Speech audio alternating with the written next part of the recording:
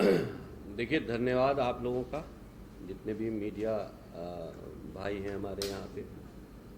और film the diary of West Bengal 30 अगस्त को रिलीज़ हो रही है।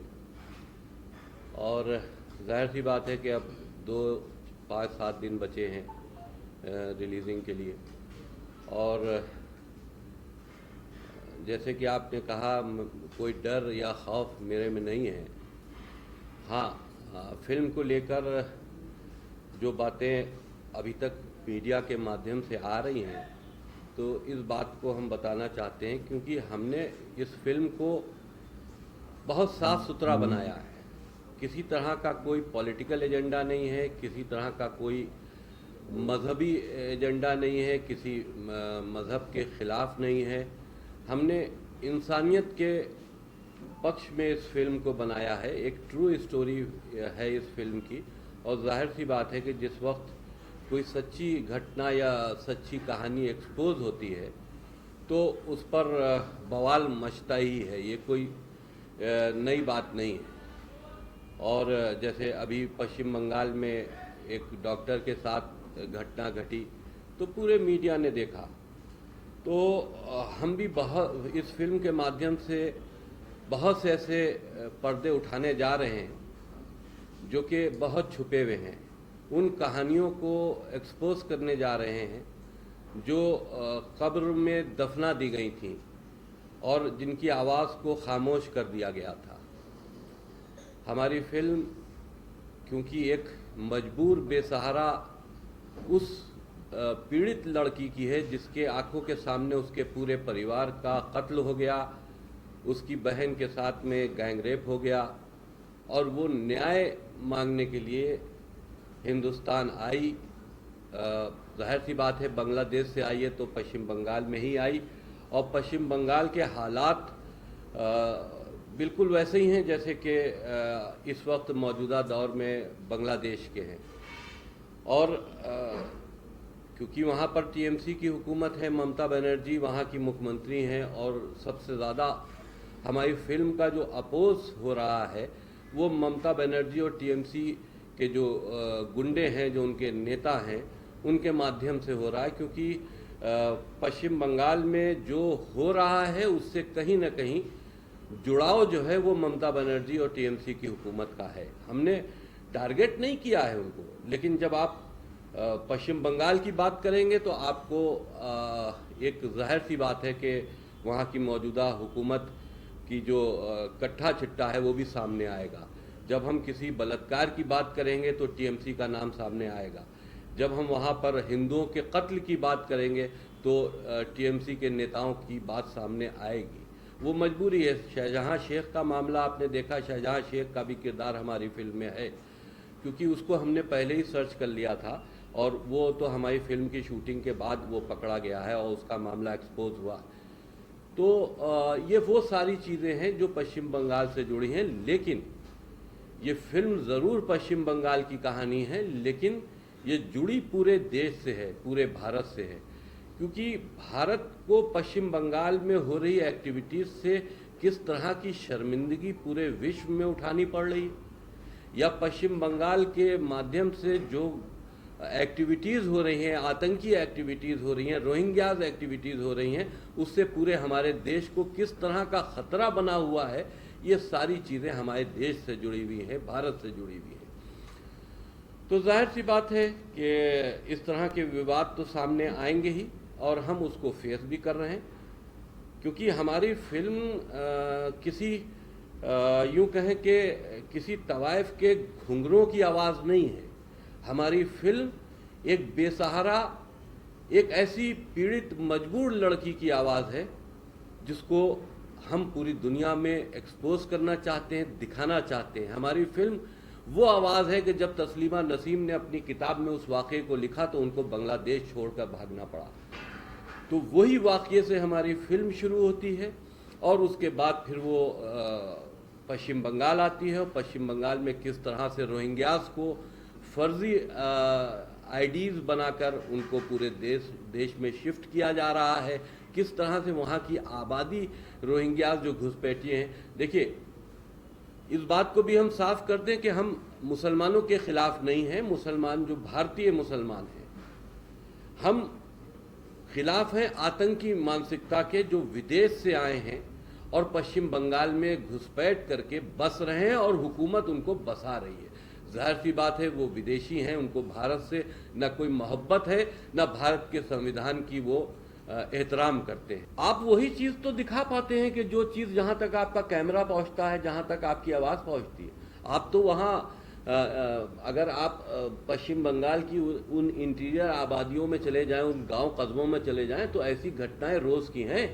टीएमसी के लोग वहाँ रोज़ बलात्कार करते हैं हिंदू लड़कियों के साथ में, रोज़ उनके घर जलाते हैं, रोज़ हत्याएं होती हैं, न मुकदमा लिखा जाता है, न थाने भी उन्हीं के हैं, गुंडई भी उन्हीं की है, हुकूमत भी उन्हीं की है। तो शाहजहां शेख कब एक्सपोज हुआ? उसके खिलाफ जब बहुत ज्यादा हो गया, आवाज उठी, तब एक्सपोज हुआ। लेकिन वो कितना लड़कियों के साथ में, वहां पर हिंदू लड़कियों के जिनके साथ में आपने पूरी स्टोरी देखी, कितना हो चुका था? क्या ये फौरन हुआ था?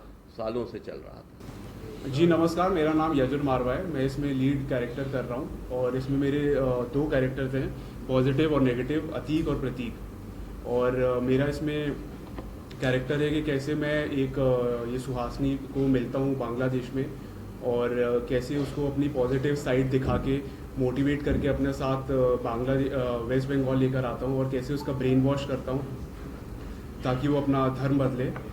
और ये इस तरीके का कैरेक्टर है और इसमें थोड़ा लव जिहाद का भी पार्ट है। और मेरा इसमें कैरेक्टर है कि मैं एक प्रिंटिंग प्रेस भी चला रहा हूँ, तो इस तरीके का कैरेक्टर है मेरा। और प्रिंटिंग प्रेस में एक मेरा डायलॉग है, बहुत वायरल हो रहा है कि भाईजान वेद पुराण गीता और सभी धार्मिक किताबों में फेर बदल करके लखनऊ अयोध्या बनारस में फ्री में भेजी जा रही है। तो इससे आपको पता चलता है कि वहाँ पे ये सब क्या सब सारी चीज़ें चल रही हैं कि मार्केट में हमारी धार्मिक किताबों को गलत तरीके से फैलाया जा रहा है। तो इस तरीके का कैरेक्टर है। सर, आपको कितना एक्साइटमेंट है कि दुख है कि आपकी फिल्म को लेकर कंट्रोवर्सी हो रही है, या फिर बहुत हिट हो जाएगी मूवी आपकी, क्योंकि हर जुबान पे फिल्म का नाम है जी? क्या सोचते हैं आप? खुशी है कि टेंशन है? नहीं, खुशी है क्योंकि डेब्यू फिल्म है तो खुशी है और हमारे माध्यम से एक अच्छा मैसेज जा रहा है लोगों तक, तो खुशी है बिल्कुल। ये जो कर रही हूँ, प्रज्ञा शुक्ला जो है वो एक मीडिया पर्सन है आप लोगों की तरह ही, और एक बहुत ही बेबाक और बहुत ही स्ट्रांग लड़की है जो सच्चाई लेके आने में बिलीव करती है। उसको नहीं फ़र्क पड़ रहा है कि उसके साथ क्या हो रहा है। इस ड्यूरिंग उसके साथ बहुत सारी चीज़ें ऐसी हो रही हैं जिसमें उसको ज़ुबान बंद करने के लिए उसके साथ ऐसी चीज़ें की जाती है। जो एक मेरा सीन बहुत वायरल हो रहा है जिसमें मेरे कपड़े रिप ऑफ किए जाते हैं और उस पर लिखा जाता है कि वोट फॉर मैडम। सो वो एक बहुत ही ज़्यादा सीन मेरे लिए ऐसा था कि इनफैक्ट जब मैं वो सीन फिल्माया उसके बाद आई थिंक आधा 1 घंटा मैं उस सीन से बाहर नहीं निकल के आ पा रही थी। मुझे ऐसा लग रहा था कि ये सच में मेरे साथ हो गया है और मैं एक शॉक में चली गई थी। सो मैं इस चीज़ से बहुत ज़्यादा रिलेट कर पा रही हूँ अब कि जो भी अभी बंगाल में हो रहा है उस लड़की के साथ हुआ है, सो ये कितना पेनफुल है। और मैं एक एक्टर हूँ, मैंने वो सीन को फिल्माया है, तो मेरे लिए वो इतना ज़्यादा हॉरिबल सीन था।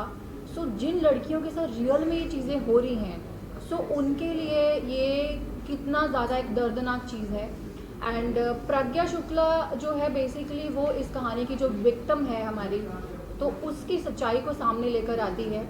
और वो कैसे लेकर आती है ये आपको इस मूवी में देखने के बाद पता चलेगा। मेरा नाम अर्शन मेहता है और मैंने सुहासिनी भट्टाचार्य, जो एक बांग्लादेशी हिंदू ब्राह्मण की लड़की होती है, पंडित की लड़की होती है, और उसकी फैमिली को मार डालते हैं, उसकी सिस्टर के साथ रेप होता है और वो उसी माहौल से भागकर उनकी थोड़ी और महिलाओं के साथ वो बांग्लादेश से वेस्ट बंगाल आती है। और जब वेस्ट बंगाल के सबसे ईस्ट साइड आती है तो वो समझती है कि यहाँ पे हिंदू की हालत अच्छी रहेगी, पर जब उसे पता चलता है कि यहाँ पे भी हिंदुओं की हालत ऐसी ही है, तो उसके साथ